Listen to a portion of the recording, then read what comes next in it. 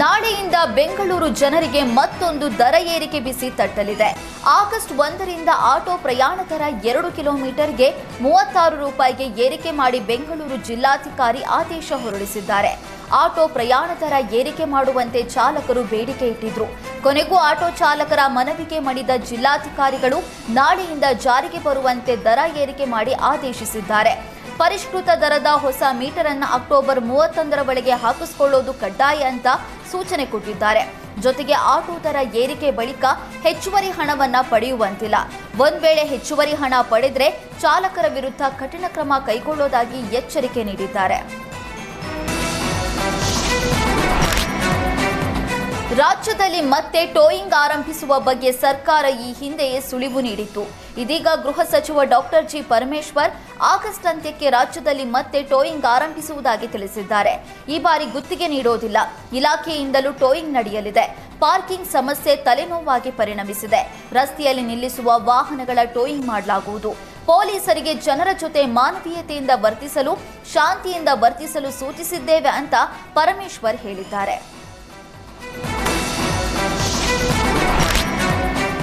ಕೋಟ್ಯಾಂತರ ರೂಪಾಯಿ ಮೌಲ್ಯದ ಸರ್ಕಾರಿ ಗೋಮಾಳ ಜಮೀನು ಕಬಳಿಕೆ ಮಾಡಿದ್ದಾರೆ ಅಂತ ಆರೋಪಿಸಿ ಕಾಂಗ್ರೆಸ್ ಶಾಸಕ ಎಚ್.ಸಿ. ಬಾಲಕೃಷ್ಣ ವಿರುದ್ಧ ಬಿಜೆಪಿ ಮುಖಂಡ ಎನ್.ಆರ್. ರಮೇಶ್ ಲೋಕಾಯುಕ್ತಕ್ಕೆ ದೂರು ನೀಡಿದ್ದಾರೆ. 800 ಕೋಟಿ ರೂಪಾಯಿ ಮೌಲ್ಯದ 108 ಎಕರೆ ಸರ್ಕಾರಿ ಗೋಮಾಳ ಜಮೀನು ಕಬಳಿಕೆ ಮಾಡಲಾಗಿದೆ.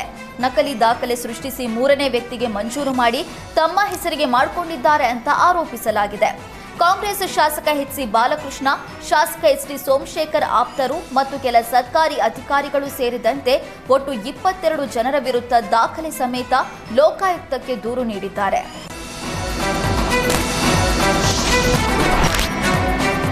ಮುಡಾ ಹಗರಣದ ಸಂಬಂಧ ಸಿಎಂ ಸಿದ್ದರಾಮಯ್ಯ ಹಾಗೂ ಕುಟುಂಬಕ್ಕೆ ಬಿಗ್ ರಿಲೀಫ್ ಸಿಕ್ಕಿದೆ. ಆದರೆ ಮುಡಾ ಅಕ್ರಮ ಕುರಿತು ತನಿಖೆ ನಡೆಸಿದ ನಿವೃತ್ತ ನ್ಯಾಯಾಧೀಶ ದೇಸಾಯಿ ನೇತೃತ್ವದ ಆಯೋಗ ತನಿಖೆ ಪೂರ್ಣಗೊಳಿಸಿದ್ದು ಸರ್ಕಾರಕ್ಕೆ 6 ಸಂಪುಟಗಳ ವರದಿ ಸಲ್ಲಿಕೆ ಮಾಡಿದೆ. ಸರ್ಕಾರದ ಪರವಾಗಿ ಮುಖ್ಯ ಕಾರ್ಯದರ್ಶಿ ಶಾಲಿನಿ ರಜನೀಶ್ ವರದಿ ಸ್ವೀಕಾರ ಮಾಡಿದ್ದಾರೆ.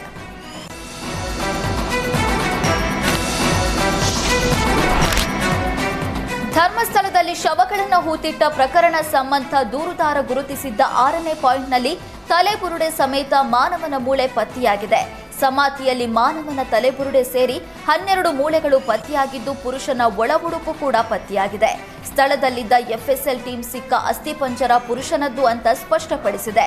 ಸದ್ಯ ಸಿಕ್ಕ ಕಳೆಬರಹಗಳನ್ನೆಲ್ಲ ಎಫ್ಎಸ್ಎಲ್ಗೆ ರವಾನೆ ಮಾಡಲಾಗಿದೆ.